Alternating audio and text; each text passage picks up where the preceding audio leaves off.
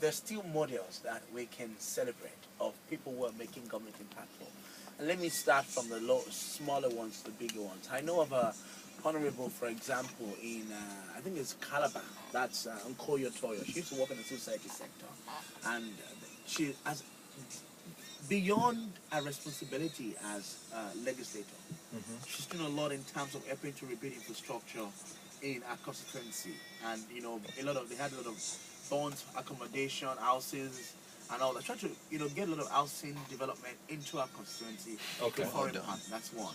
I know that in Osun State as well, which is southwest Nigeria, we have the three honorables and the senator from that part who have put their constituency project allowance together. So the 250 million and the 100 million, which are 50 million, to do a joint project every year. So I think they're doing the Ikpetu Jesha water dam in that area for last year with the last year's MDG funds. And it's not going to be a show and then a week later. No, that's what I'm saying. So it's across. So I've given an example of Calabar. This one happening in Osun State. They're repairing the dam. They're not waiting for federal government to take action. They're doing stuff as legislators, putting their MDG fund and constituency allowances to do that. So they said the year after, they will go to another part of their constituency, and for their 4 years' time, and these are secured already, they would go around their constituency. So that's another one. In Kwara State, I know Senator Bukola Saraki, I get all the updates on BlackBerry. It does a lot of academic support project, environmental support project, helping widows, and doing some strong cause. So across Nigeria, in Lagos, for example, I know that I might not have enough fact about what the legislators are doing, but at least I know what the governor is doing. And even the First Lady.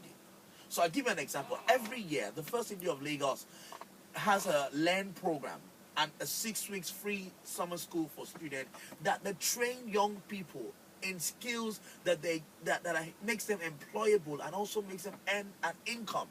First Lady of Now, Lagos that's State. First Lady, not even so. It's about making governance impactful, irrespective of whatever your position is. She doesn't have a constitutional role, but she's using her influence to be able to make a difference. So we've gone to Calabar, we've gone to Kwara, we've gone to Osun, and we've come to Lagos. So there are people at different levels that are making governance impactful. So because, the common man doesn't understand that you are doing this policy, you are sending this trade agreement. The common man is saying, how does that reflect on the price of bread?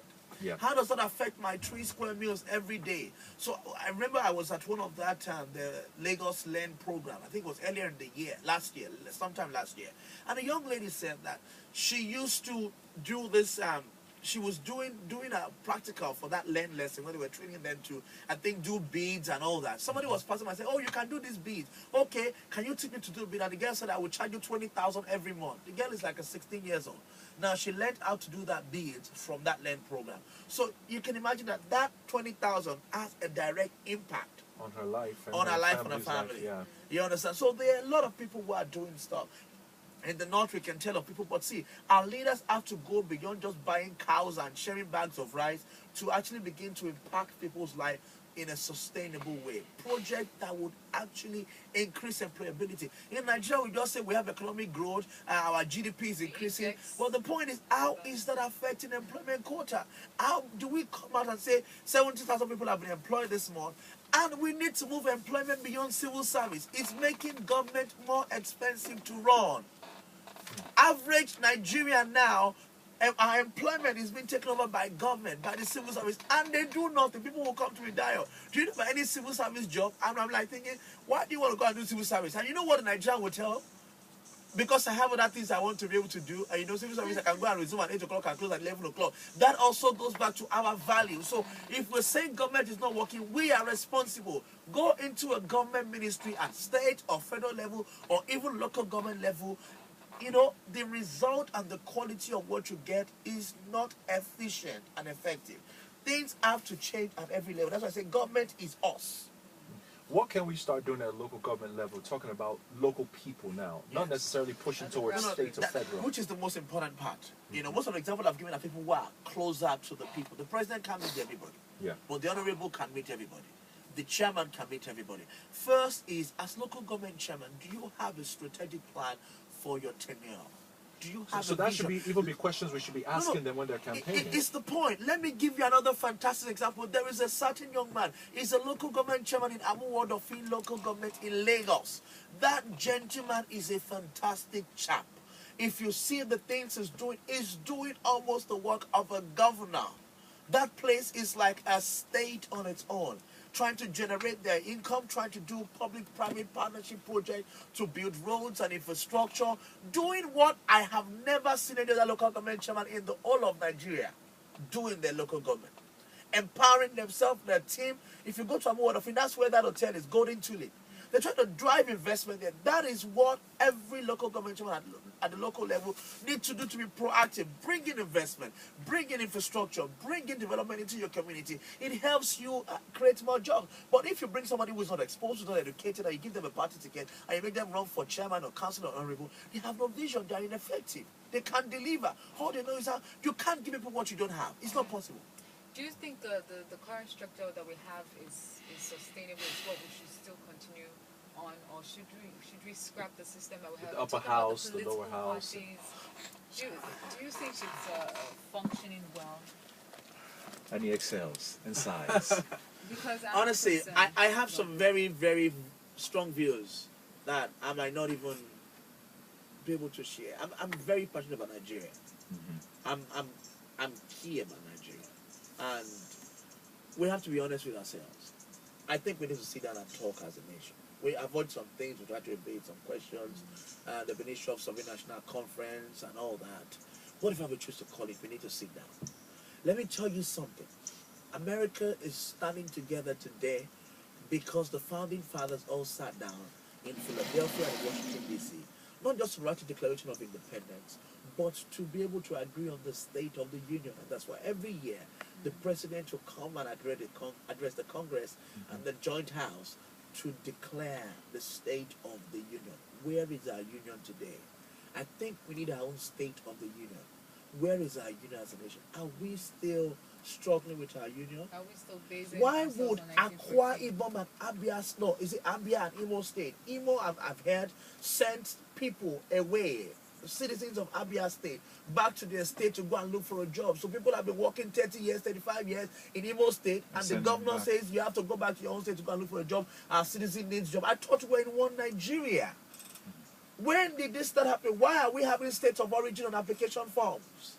These are the things that if we might be shying away from talking about something national conference or a national dialogue, but there needs to be one at which everybody decides and agrees, maybe a new set of founding fathers, to decide the fate of our nation and design a vision. We have no national vision. Forget Vision 2020, forget 7-point agenda. We as a nation, we need a Nigerian dream. And I think we should make reference to the amalgamation that took place in 1914 as well. Yeah, Since we're on this 2014 is coming. 2014 is coming, and we're planning to celebrate 100 years of amalgamation. Should we celebrate the amalgamation? I think rather than throw up a big party to celebrate, I think we should honor our 100 years with a dialogue. It's not going to be easy. South are going to say they have the oil, so they want more invasion and this and that. The Norths are going to say now they too have oil and this and they rule, they want power. The Southwest are going to say they are largely represented in the government at the moment, at the federal level. Everybody's going to call for their own thing. But see, we've got to sit down and talk. Not because of yesterday, but because of tomorrow. If they do not, people in the coming generation will sit down and dialogue. If not now, then when? Because we've got to secure the future. Nigeria has got to stand. I am pan-Nigerian. I'm not pan-Yoruba. I'm not pan-Igbo. I'm not pan-Hausa. As you said, my title does not even reflect on what I'm wearing. I'm wearing a full Igbo regalia with my red cap and my beads on my neck. And I wear Hausa when I like. I wear Yoruba when I like. I like Nigeria. I love our unity. But we've got to be able to sit down and dialogue and discuss. Do we want to be together? And what is going to be our goal? We have to have a declaration of unity. We believe that this and this and this. The average Nigerian listening right now, what can they start doing today to impact This is my own call. At your level. So for me, I happen to be able to contribute to the work of a legislator. Okay. So recently, I think it was December last year, we took about 30 people to the US from our constituency, to the US for about a month to give them exposure, to understudy how enterprise works in America, community development, and civil societies, the role that NGOs are playing in the communities in America. We also had them interact with leaders, with business leaders and network. And when they came back, since now they're now implementing their post-exchange project in their constituency, in the constituency, they're going to be all running follow-up projects in the constituency. Now, let me tell you, if we can have other young Nigerians who are also in their own various constituencies that they are working with, implement such ideas or programs that would help. I know that Senator Gwengash have had some youth that put together some agenda for them in terms of environmental project in the relay area and all that. If people can begin in their own various constituency, begin to empower themselves and contribute their own quota at the various level, it would amaze you that things would change. So it doesn't matter the direction where the change will come, because No. people will always point to the top and say they should. It change must first. start from below. So what we did, let me give you an example. I support the work of a senator. I work directly with a legislator, and this is what I do. We sit together and we say, Your Excellency, what is the vision for this year? So last year, for example, we had a health fair at every quarter in our constituency. Gave free medical treatment, free drugs, free treatment to over 5,000 people 4 times in a year. Not funded by any budget, but funded from his own personal allowance. Now, if legislators, and that's what I'm saying, legislators in particular, and local government chairmen at every level have the power to make influence very strongly. Don't just give bags of rice. Give access to healthcare. Let me show you, we're buying a mobile ambulance that costs £45,000. Bringing it to Nigeria to go into our constituency. He has 3 consulting rooms. He has an operation room for this cancer scanning thingy, and he has a reception and everything. Now that's a legislator spending his own personal money and allowance to do that. Legislators don't have budget, but they have allowance, and this is not MDG allowance. This is his personal allowance.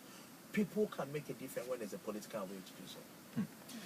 Mr. Dayo Israel in the studio with us. Thank you very much for joining us. We really do appreciate it. Thank you so much, Hayo and Debbie. Okay,